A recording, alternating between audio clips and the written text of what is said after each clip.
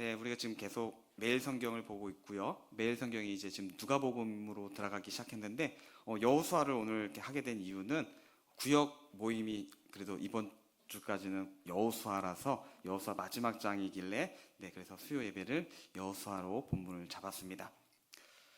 여호수아의 마지막 23장, 24장은요 약속의 땅 가나안 땅에서의 안식의 문제를 다루고 있습니다. 하나님이 주신 약속의 땅을 그 땅에서 살아가야 되는데 그 땅에서 그냥 살아가는 것이 아니라 안식하며 살아가는 것이 정말 중요하다는 것이죠. 분명히 하나님은 사방의 모든 대적들을 멸하시고 안식을 주셨습니다. 그런데 안식을 얻었다고 해서 모든 것이 끝난 것은 아닙니다. 이 안식을 어떻게 해야 될까요? 지속적으로 누릴 수 있어야 하겠죠. 안식을 계속 한 번 받고 끝나는 것이 아니라 안식하며 하나님이 약속의 땅으로 주신 그 땅에서 안식을 누리며 살아가야 됩니다. 하나님이 인도해 주셨는데 거기서 맨날 힘들고 어렵게 살아간다면 하나님께 감사합니다라는 고백이 나오겠습니까? 아니죠. 왜 우리를 여기로 보내셔가지고 이렇게 힘들게 합니까? 당연히 이런 불평, 불만이 나오겠죠. 그래서 이 가나안 땅, 하나님이 약속의 땅에서 안식의 문제는 정말로 중요합니다. 그래서 먼저 여호수아 23장에서 지난주에 이현주 전도사님께서 약속의 땅에서 살아남기라는 제목으로 이제 말씀을 전해 주셨죠. 결국 이 여호수아가 마지막 죽기 전 유언과 같은 설교를 통해서 결국은 여호와를 가까이 해라. 하나님을 사랑하고 여호와만을 순종해라. 하나님의 말씀에 순종하는 것만이 우리가 살 수 있는 길이다라는 것을 또한도 성경은 말씀하고 있습니다. 안식과 번영을 보장받는 길이 뭐라고요? 하나님을 사랑하고 하나님만을 섬기는 것, 하나님의 말씀에 순종하는 것만이 하나님이 약속하신 그 땅에서 번영하고 안식을 누릴 수 있다는 것입니다. 그리고 이어서 이제 오늘 24장에서는 또 어떻게 보면 반복되는 내용일 수도 있을 겁니다. 그런데 24장은 좀 다르게 언약을 갱신하는 것을 통해서 다시 한번 말씀을 합니다. 언약을 갱신합니다. 이 언약 갱신을 통해서 다시 한번 여호와를 경외하고 여호와만을 섬기는 것이 하나님이 약속하신 이 땅을 잃지 않고 또 이 땅에서 안식을 누릴 수 있는 길이다라는 것을 말씀하고 있는 것이죠.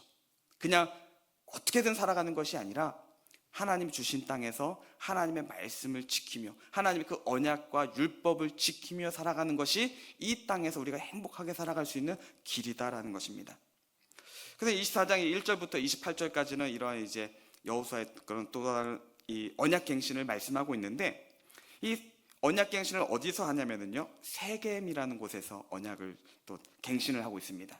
근데 이 언약갱신은 이제 좀 오늘 우리에게는 그냥 그러려니 하겠지만은 당시의 이 고대 사회에서에 보면은 이 언약갱신의 구조가 조금 우리에게는 익숙하지 않지만 당시에는 좀 익숙한 구조입니다. 어떤 거냐면요 당시에 고대 근동에서 어떤 언약이 있냐면 종주권 언약이라는 게 있습니다. 즉 오늘날로 표현한다면 갑을 계약이라고 볼 수 있습니다. 갑과 을의 계약이라고 보는 거죠. 그래서 종주권 언약을 갱신하는데 이때 구조가 저런 식으로 되어 있습니다. 첫째는 서문을 되어 있고 두 번째는 역사적으로 서술을 하고 세 번째는 기본적인 법조문을 준비합니다. 그리고 축복과 저주를 하고 마지막에는 이제 신을 증인으로 해서 이제 증거를 세우게 되어지는 것이죠. 먼저 서문에서는요 어떤 내용이 들어가냐면은 이제 어떻게 보면 계약이니까 누가 들어가야 될까요? 계약자가 들어가야 되죠. 그래서 종주니까 먼저는 주인, 갑이 누구냐? 그래서 이제 당시에는 이제 나라와 나라, 즉 왕과 왕의 계약을 주로 많이 했는데 그래서 큰 나라, 힘 있는 나라 왕의 이름을 먼저 기록을 합니다. 그리고 반대 이번에는 작은 나라, 작은 왕의 이름을 적는 것이죠. 그래서 이 언약의 당사자들이 누구인지를 이제 언급을 합니다. 그리고 그 다음에는 역사적 서술을 기록하는데요. 이제 갑이 큰 왕이 작은 나라 을에게 그동안에 어떤 은혜를 베풀었는지, 어떻게 베풀어줬는지 그 은혜를 기록합니다. 어떤 혜택을 줬는지, 어떤 도움을 줬는지, 어떤 은혜를 베풀어줬는지를 기록합니다. 그리고 이 은혜에 근거해서, 이 혜택에 근거해서 작은 왕은 큰 왕을 잘 섬겨야 한다는 겁니다. 그래서 큰 왕을 섬길 때 그냥 내 마음대로 섬기는 것도 아닙니다. 왕을 섬길 때도, 큰 나라를, 갑을 섬길 때도 지켜야 될 조항이 있습니다. 이것을 이제 기록을 해놓는 것이죠. 그래서 이런 법조문들을 기록을 하고 이 법조문들을 잘 지키면 어떻게 될까요? 복을 받는 겁니다. 계속해서 더 큰 복을 받고 왕의 큰 나라로부터 도움을 받고 은혜를 받습니다. 그런데 지키지 않으면 어떻게 될까요? 저주를 받는 거죠. 큰 어려움을 당하게 되어집니다. 그리고 마지막으로는 신의 이름으로 이제 증거를 세워서 확실하게, 오늘날로 본다면 도장을 찍는 것처럼 그렇게 이제 언약을 마무리합니다. 그래서 이제 당시에 이스라엘 백성들, 또 그 당시의 사람들에게는 이런 언약의 풍습은 좀 익숙한 것이라고 볼 수 있겠죠. 자, 그래서 오늘 이 본문 24장에서는 이 세겜에서의 언약 갱신도 이 종주권 언약의 구조를 그대로 좀 따라한다라고 볼 수 있을 것입니다. 자, 그래서 오늘은 이제 다 하면은 시간이 좀 길어질 것 같아서 제가 또 설교가 좀 길잖아요. 그래서 고민을 하다가 결단을 했습니다. 그래서 그래, 오늘만 설교하는 건 아니니까, 그래서 오늘은 역사적 서술 2번째까지만 제가 말씀을 준비를 했습니다. 자, 먼저 이제 1절에 보시면은요, 언약의 주체와 대상이 누군지를 말씀하는데, 보시면은 여호수아가 이스라엘 모든 지파를 세겜에 모으고 이스라엘 장로들과 그들의 수령들과 재판장들과 관리들을 부르매 그들이 하나님 앞에 선지라라고 되어 있습니다. 지금 누가 부르고 있습니까? 여호수아가 지금 이스라엘 모든 지파들을 다 세겜에 모았다고 합니다. 그럼 어떻게 보면 여호수아가 불렀으니까 여호수아가 이 언약의 주체자가 되는 것처럼 보여지죠. 그런데 말씀 마지막에 보니까 그 백성들이 여호수아가 불렀는데 여호수아 앞에 선 것이 아니라 누구 앞에 섰습니까? 그들이 하나님 앞에 선지라라고 말씀합니다. 그래서 이 언약의 주체는 누구예요? 하나님이시라는 겁니다. 하나님께서 이 언약의 주체가 되신다는 겁니다. 그리고 또 하나님과 또 누가 또 이 언약을 맺습니까? 여호수아가 맺을까요? 아니요. 모든 이스라엘 백성들 모두가 그 하나님 앞에 섰으니까요. 그 언약의 대상자는 전 이스라엘 백성들입니다. 그리고 이 언약 갱신을 어디서 한다고 그랬죠? 세겜이에요. 근데 이 세겜은요, 그냥 여호수아가 불렀으니까 모이는 곳, 이렇게도 볼 수 있을 겁니다. 그러면 왜 여호수아는 이 세겜으로 불렀을까라고 생각해 볼 수 있을 것인데요, 이 세겜이라는 것은요 의미가 있습니다. 창세기 12장 7절에 보시면 하나님께서 아브라함을 부르시고 아브라함에게 주시는 약속이 있는데, 그 약속 중에 대표적인 것이 뭡니까? 자녀들, 후손들을 많이 주실 것을. 그런데 그 자녀들을 어디에서 또 살게 하시냐면요, 가나안 땅을 주시겠다라는 언약을 주시는데, 그 가나안 땅을 주시겠다는, 너의 후손들에게 그 가나안 땅을 주시겠다는 약속을 하신 장소가 바로 어딜까요? 바로 이 세겜입니다. 그리고 야곱이 나중에 이제 고향으로 돌아오죠. 고향으로 돌아와서 베델에 하나님께 단을 쌉니다. 다시금 돌아와서 그것에 단을 쌓죠. 단을 쌓기 위해 가지고 오면서 있던 우상들이 있습니다. 하나님 앞에 온전치 않은 그런 우상들을 묻어버려요. 어디에 묻을까요? 제가 물어보는 이유가 있죠. 세겜에 묻습니다. 그 우상들을 하나님 앞에 내가 예배를 드릴 때 내가 가지고 있던 그런 우상들을 다 묻어버린 곳이 바로 세겜이었습니다. 즉, 이 세겜은 야곱의 가정들의, 야곱 식구들의, 야곱과 그 가정이 영적인 회복과 부흥이 일어난 장소가 바로 이 세겜이었습니다. 그리고 가나안 정복 시기에는요, 복과 저주, 그리심산과 에발산 사이에 여호수아가 거기서 서서 이제 하나님께서 모세를 통해 주신 그 율법에 기록한 돌을 세웠던 곳이 또 이 세겜이기도 합니다. 그래서 이 세겜은요, 하나님의 언약을 받은 곳이기도 하고, 또 다시 하나님께로 돌아가는 영적 회복, 부흥이 일어난 장소이기도 합니다. 그리고 그 율법이 선포되어지고 율법이 세워진 땅이기도 한 곳이죠. 그래서 이 세겜은 중요한 곳이었습니다. 그래서 여호수아는 그 마지막, 자신의 그 생명 마지막 있는 그 순간에 이스라엘 백성들에게 하나님의 그 언약 갱신을 위해서 모이게 한 곳이 바로 그 세겜이었습니다. 자, 그러면 오늘 우리 또한도 우리가 있는 곳도 중요할 것 같아요. 우리가 가는 곳, 우리가 그 서 있는 곳이 어떤 곳이냐.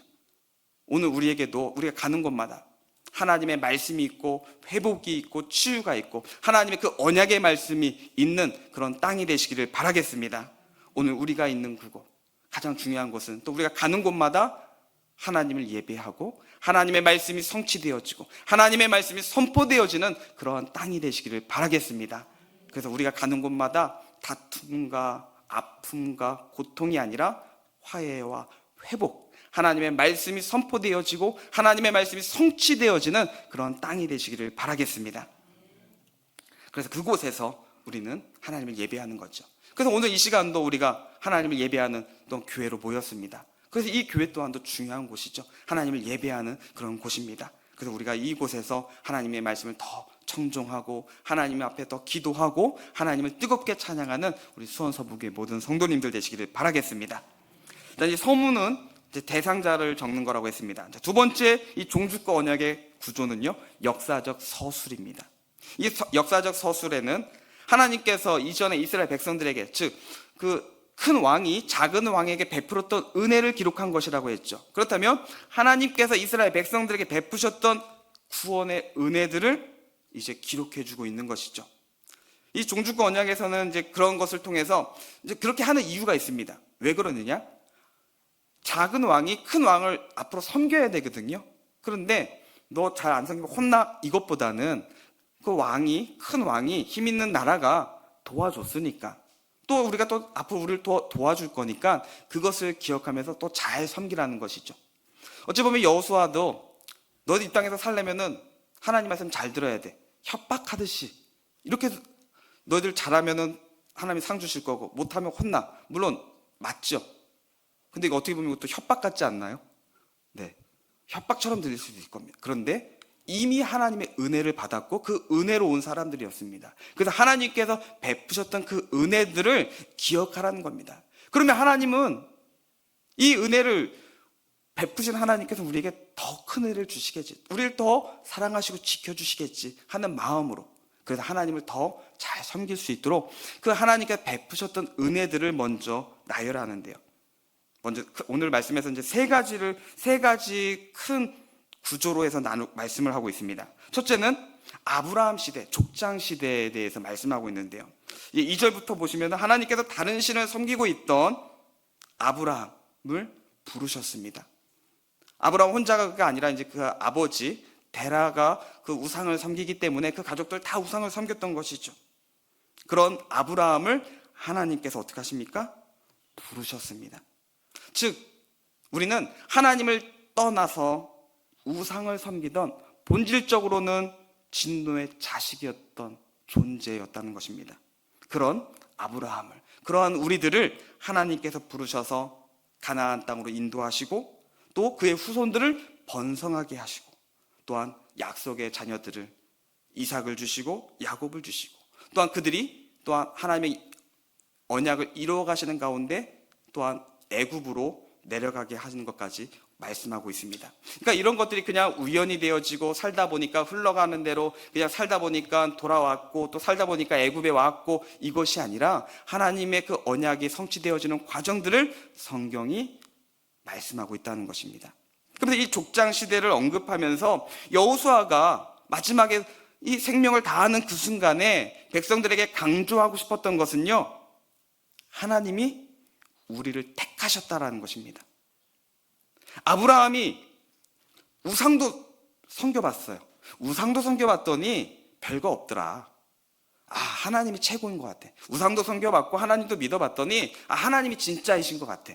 물론 경험해보고 또한 확신할 수도 있겠죠. 그런데 그건 역시 하나님이 부르시지 않으면은 알 수가 없습니다. 하나님이 부르셨기 때문에 아브라함이 하나님의 부르심에 나올 수 있었던 거예요. 아브라함이 여러 신들을 경험해 봤더니 정말 하나님만이 참신이었더라. 아브라함이 하나님을 발견한 것이 아닙니다. 하나님이 아브라함을 발견하시고 아브라함을 찾으시고 아브라함을 부르신 겁니다. 우상을 섬기던 아브라함에게 하나님이 찾아오셨고 그를 구원하시고 그에게 언약을 맺으셨습니다. 그 언약의 성취로 이제 그 약속의 땅이 이 가나안 땅을 이스라엘 백성들이 차지하게 되었다는 것이죠. 이스라엘 백성들이 그냥 애굽에서 나왔으니까 어딘가는 정착을 해야 되니까 온 땅이 아니라 이미 하나님이 약속하신 그 언약이 성취되어지는 것이다라는 겁니다. 그래서 하나님의 부르심과 하나님의 은혜가 없었다면요, 이 가나안 땅을 얻고 가나안 땅에 정착하는 이 놀라운 복은 없다는 것입니다. 아무리 이스라엘 백성들이 힘이 강하다 하더라도 그것은 불가능합니다. 이것은 오늘 우리 또한 마찬가지입니다. 오늘 하나님의 백성이 된 오늘 우리들도 마찬가지죠. 하나님의 부르심과 하나님의 택하심이 아니었다면요, 오늘 우리도 하나님의 구원의 백성이 될 수 없습니다. 심지어는요, 믿는 가정에 태어났다고 하더라도 하나님의 택하심과 하나님의 부르심이 없이는 우리는 하나님의 구원을 받은 백성이 될 수 없습니다. 그래서 예수님께서도 요한복음 15장 16절에서 이렇게 말씀하십니다. 너희가 나를 택한 것이 아니요 내가 너희를 택하여 세웠다라고 말씀하십니다.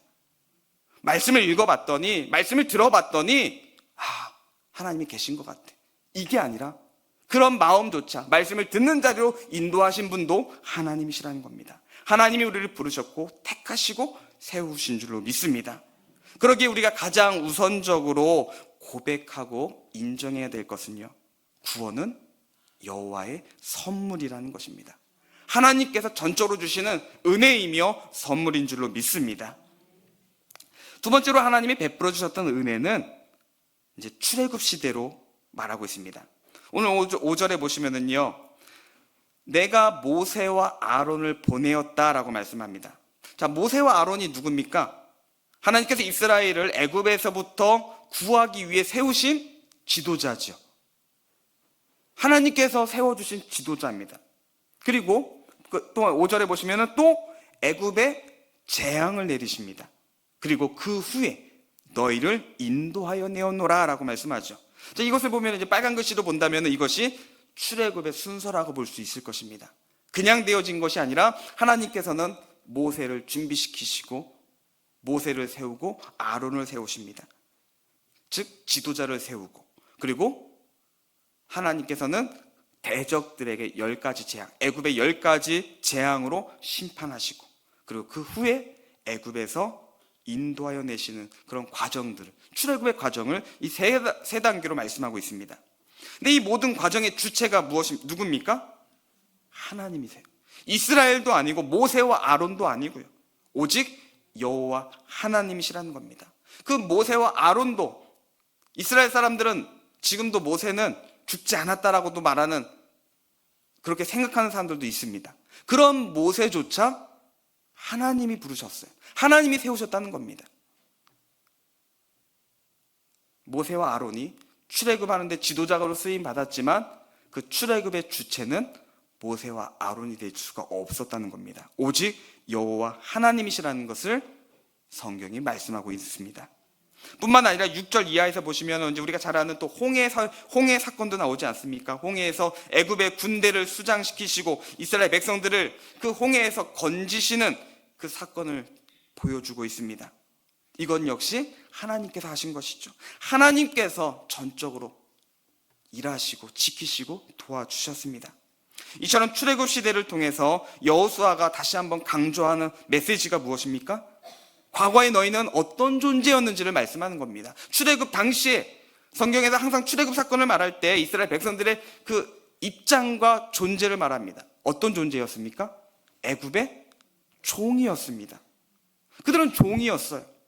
애굽의 압제 가운데 고통과 소망 없는 고통의 나날을 보내야만 하는 종이었습니다. 스스로가 이 종의 굴레에서 벗어날 수 없는 종이었습니다. 그러한 그들을 하나님께서 지도자를 보내시고 하나님의 권능을 행하시고 그들을 구해 주셨습니다.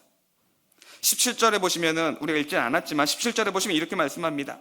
나중에 그래서 이스라엘 백성들이 고백하기를 이는 우리 하나님 여호와께서 친히 우리와 우리 조상들을 인도하여 애굽 땅 종되었던 집에서 올라오게 하셨다라고 고백하죠.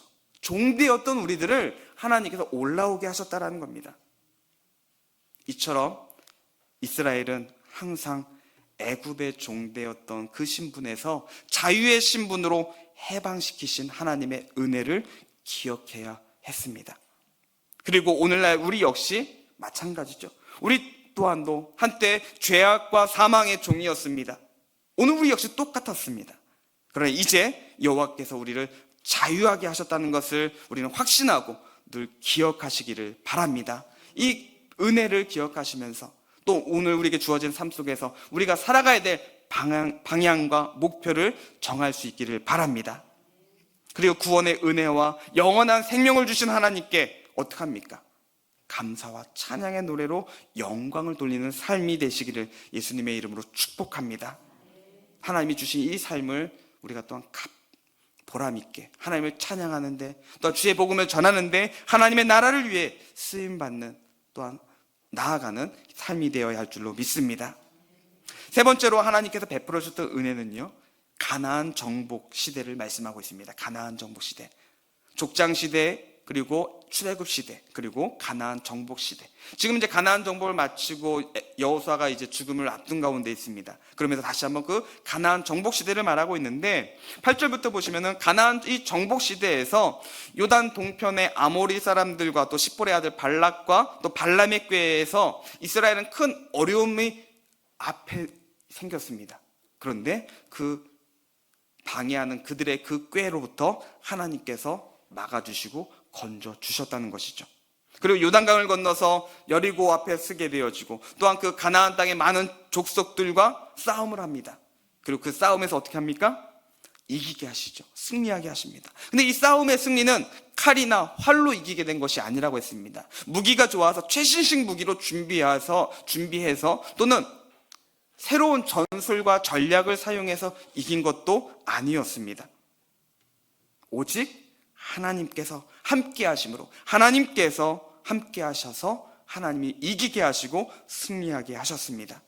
그리고 심지어는 오늘 마지막 13절에 보시면은 하나님께서는 그들이 일하지도 또 심지도 않은 그 음식들과 또한 집과 성읍에서 살게 하십니다. 그들이 수고하지 아니한 땅과 건설하지 아니한 성읍들을 얻고 그 가운데 거주하게 되었을 뿐 아니라 그들이 심지도 아니한 포도원과 감람원의 열매를 먹었다라고 말씀하고 있습니다.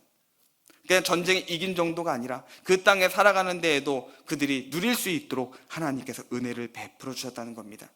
결국 이 가나안 땅을 정복할 수 있었던 것은 이스라엘의 능력 때문이 아니라 하나님이 함께 하셨기 때문에, 하나님이 하셨기 때문에 되어졌다라고 말할 수 있는 것이죠.